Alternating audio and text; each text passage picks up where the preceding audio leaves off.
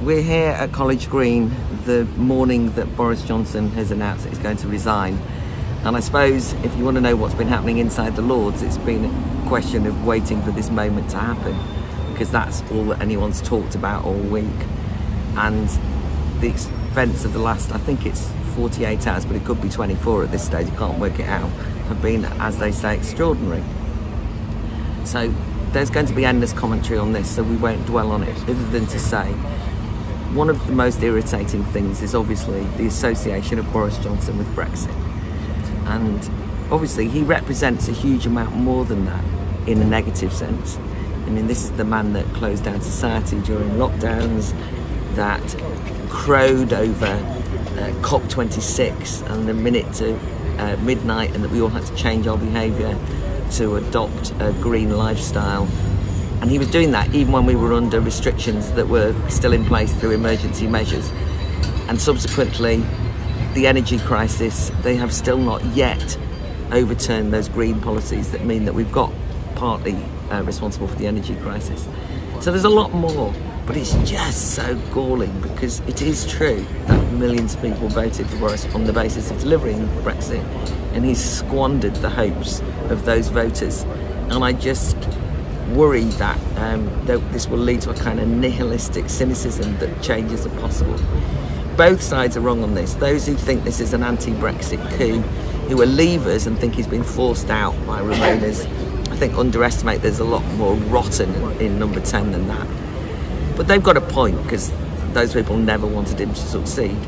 But also those people who are crowing at the moment that this means that Brexit's been a failure. And I listened to Radio 4's The Today programme, and we're just so irritated that they kept saying, doesn't this prove that Brexit was never thought through? As though the things are interchangeable. Anyway, this is not a fair assessment. But how it gets muddled up is I got stopped, because there's a febrile atmosphere at the moment. I got stopped by a Tory baroness last night, who is a Remainer, I was going to say Remainiac, but you know the type, right, of the type, but a Conservative. And she said, how do you feel about your guy now? And I said, he's not my guy. And she said, well, he appointed you.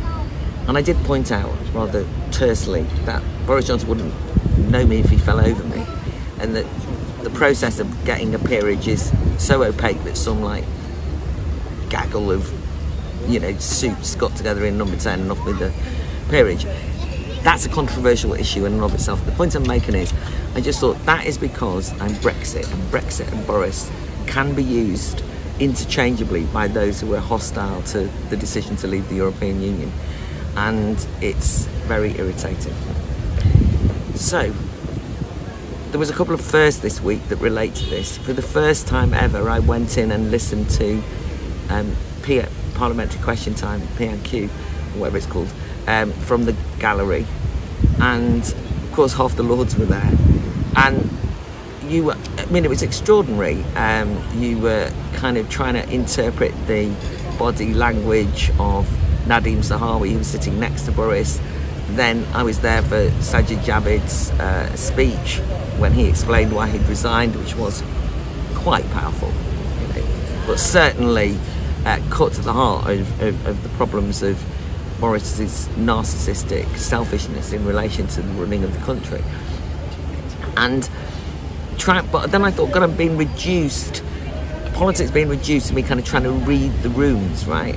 But one thing I did think was that Boris Johnson might have looked uncomfortable, but he also just, he looked like he didn't understand what was going on. And there was a sense when you heard various people speaking that, you know, everybody else was saying you've got to go, and he was just like clinging on, but he just hadn't got a clue why everyone was mad, and he still just saw it as a plot to get rid of him rather than his whole party imploding. But anyway, it was kind of quite exciting, I suppose, being there and seeing it in real life. The other first that happened this week was that I voted live for the first time. I went up a corridor, you know, the nays and yays or whatever it is. I don't even know. But anyway, I went up the corridor. Well, if you think the government's in chaos, you should have seen me trying to vote. I went in the wrong door and I walked the wrong way, and suddenly all these people started shouting, order, what? Trying to do, and I didn't realise it was me they were shouting at. And then, so I wasn't on the wrong side. I was voting the way I wanted to vote, but just walking the wrong way. So it's absolute chaos. So that was quite funny. But anyway, I now know how to do it, but I hadn't got a clue. The second thing was this vote related to a decision or whether we were going to change the sitting times of the House of Lords. Now, I mentioned last week this would be the biggest debate in the Lords this week, and I wasn't wrong. It was packed to the gunnels, and this argument about whether we should change the times of the House sitting and rising and all these phrases, basically what time we started and ended. And I spoke on that to basically say to my fellow Lords, get over yourself, because the complaint was we have to work too many hours, we have to work too late, we have to change it, it's not fair. And I did point out that in the middle of a cost of living crisis, the tone-deaf nature of a bunch of privileged, unelected peers sitting around going, isn't it terrible that we have to work late, might not go down so well. And that anyway, we were not professional politicians, we all meant to have another job, and it was important that we kept those links with the world outside the ivory tower of the House of Lords. And to everyone's surprise, actually, that side won. I mean, the side that said keep it the way it is won, and I thought that that was a very positive thing. It wasn't expected. But it was the day that we heard the first resignations come through Rishi Sunak. So we were literally having this completely internal, obsessive discussion about the nature of the procedures in the House of Lords. We walked out at 5 to 6, and at 6 o'clock Rishi Sunak had resigned. And you did think, talk about being preoccupied with your own selves. This just says something horrible about Parliament at the moment. What's going to happen next? The reason to raise this, I mean, I'm not going into the ins and outs of whether Boris should stay longer to October till there's a replacement and all that. But one thing that does strike me is next week we've got the schools bill back at report stage. That's when we vote on the schools bill, on amendments.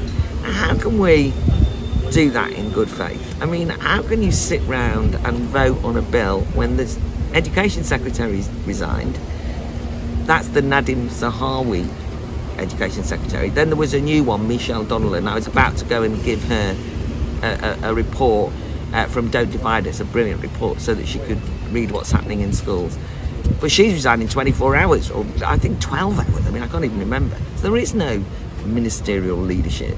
In the House of Lords, there are junior ministers, who, none of whom, by the way, have resigned. I don't understand why none of them have resigned. But anyway, none of them have resigned. And but, you know, we won't be able to speak in good faith. It won't be a proper argument.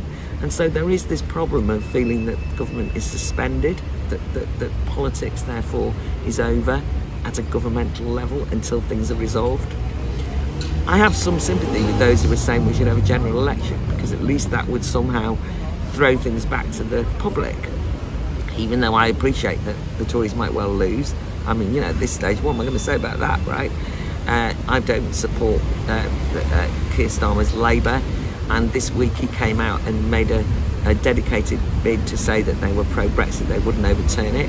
And when you talk about integrity in public life, can I just say I don't believe it, right? Because this is a man who actually said that 2017, 18 months later was organising a campaign for a second referendum, has never apologised for that, didn't acknowledge that that had occurred, and sort of in a kind of fait accompli, well, we'll accept that Brexit's happened. But I think that all of the comments that he made indicated that they wanted to find new ways of having a relationship with the EU. Oh, Steve Bray's back, everyone. We were worried. Anyway, so all of these things. Anyway, so you get into this situation where you're trying to understand politics through Parliament, and then I have to catch myself on, because what we really need to do is to state very clearly Boris Johnson was loaned a lot of votes to deliver Brexit. He got it over the line, that is true. Credit where credit's due. But he was never ever somebody who delivered Brexit or could be trusted with Brexit.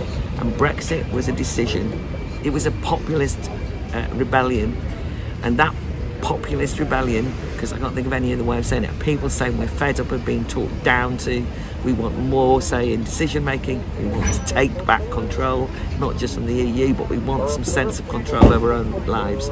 That is by a not completed project, and we have every interest in seeing it through. Last weekend I was at Living Freedom, a residential school organised with the BOI charity for 18 to 30-year-olds. There was more integrity, more good faith, more sense spoken by those young people. That's what politics is. Trying to organise how you can fight for a free society. Not getting preoccupied about the online safety bill as a piece of legislation, which I now have to kind of read and study and work out how I'm going to stop. We're actually creating grassroots movements, emboldening people to say that the parliamentary system and the politicians within it, whilst representative in the sense of the House of Commons, I'm not arguing any differently, requires a lively, loud, noisy, thought-provoking, thoughtful, reasoned civil society. That's what it needs. It needs the public square to come alive. And so rather than getting depressed on Twitter and saying it's all over because Boris has sold us out or he's been defeated or anything like that, now is the time for the public to step up and start taking back control and start saying what kind of society they want to live in. Whoever is the leader of the Tory party, if there is a Starmer government, whatever, right?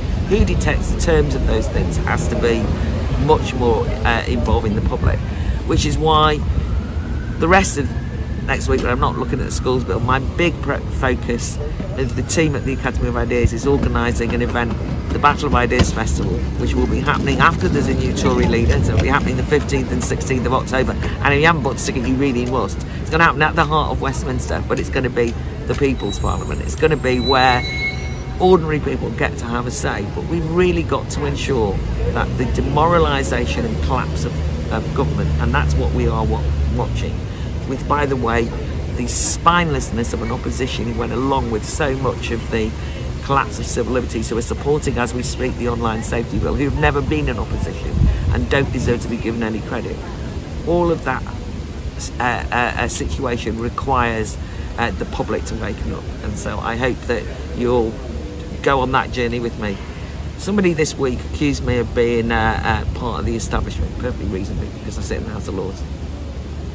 And that's true.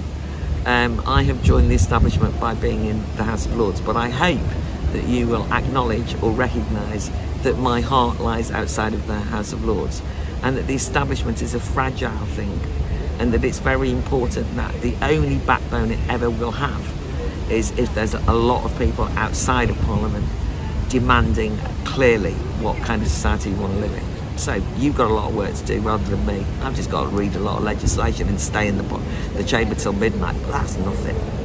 See you next week.